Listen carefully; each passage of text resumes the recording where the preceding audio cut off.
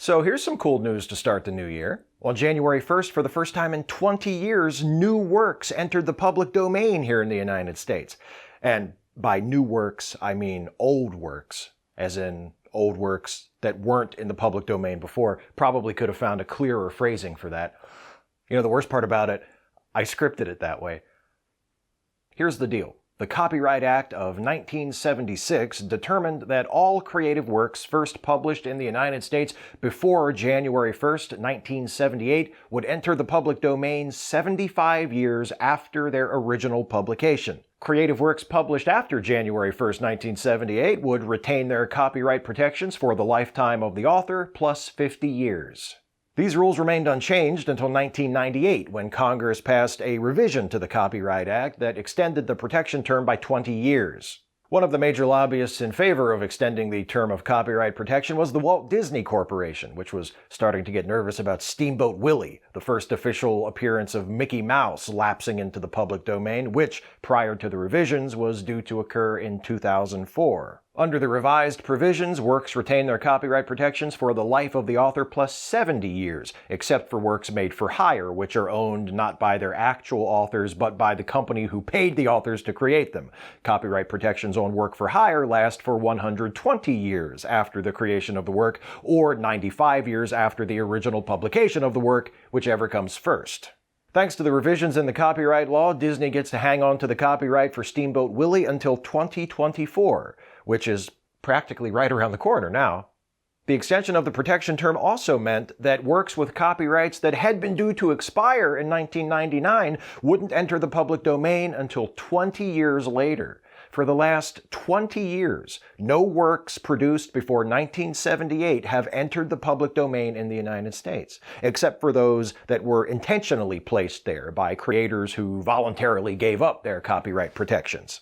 But now the public domain freeze is over. This year and every year from now on, new works, new old works, you know what I mean, will automatically enter the public domain as their copyright protections lapse. What are some of these works? Take your pick. All works first published in the United States in 1923 are now in the public domain. In 1923, Agatha Christie published The Murder on the Links, the second appearance of Hercule Poirot. Joseph Conrad published The Rover, his final finished novel. Khalil Gibran published The Prophet.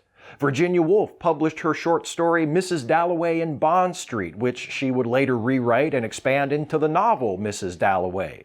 E. E. Cummings published his first collection of poetry, Tulips and Chimneys, and Robert Frost published New Hampshire, the Pulitzer Prize-winning poetry collection that includes Nothing Gold Can Stay and Stopping by Woods on a Snowy Evening. Jumping from literature to cinema, 1923 was the year Cecil B. DeMille released his original version of the Ten Commandments. It was the year of The Hunchback of Notre Dame, starring Lon Chaney. 15 Felix the Cat animated shorts were released, including Felix in Hollywood, which features Felix meeting cartoon versions of movie stars like Charlie Chaplin and Ben Turpin. And speaking of Charlie Chaplin, 1923 saw the release of important works by Chaplin, Harold Lloyd, and my personal favorite, Buster Keaton. Chaplin released The Pilgrim and A Woman of Paris, a drama which he directed but chose not to star in, though he does put in an inconspicuous cameo as a porter. Lloyd released Why Worry, and arguably his greatest film, Safety Last. And Keaton released two shorts, The Balloonatic and The Love Nest, and two features, Three Ages and Our Hospitality. 1923 was also a big year for music, as it saw the first releases of the songs Who's Sorry Now, That Old Gang of Mine, and a little blues number of which I've always been particularly fond, Nobody Knows You When You're Down and Out. It was also the year of the Charleston. What does all this mean? Practically speaking, it means that all works first published in the United States in 1923 are now the property not of their former copyright holders, but of the public. They belong to all of us, which means not only can they be republished without permission, they can also be altered and adapted. You want to record your own version of the Charleston? Go for it. You want to produce The Murder on the Links for the stage? Godspeed, little dramatist. You want to make an exhaustive 6-part YouTube series analyzing DeMille's original Ten Commandments, wherein you quote liberally from the film in ways that go far beyond the commonly accepted boundaries of fair use? Why aren't you doing it right now? Life is short. Go! Make your marathon super documentary about the Ten Commandments while there's still breath in your lungs and a beating heart in your chest. There's nothing to stop you. Quote, adapt, remix, remake. The floodgates of the public domain have been flung open once again, and the cultural deluge will sweep us all away. Isn't it wonderful? Isn't it glorious? Oh, rapture! Oh, bliss! Oh, sweet millennium! In you shall I dwell for the rest of my days! Hosanna!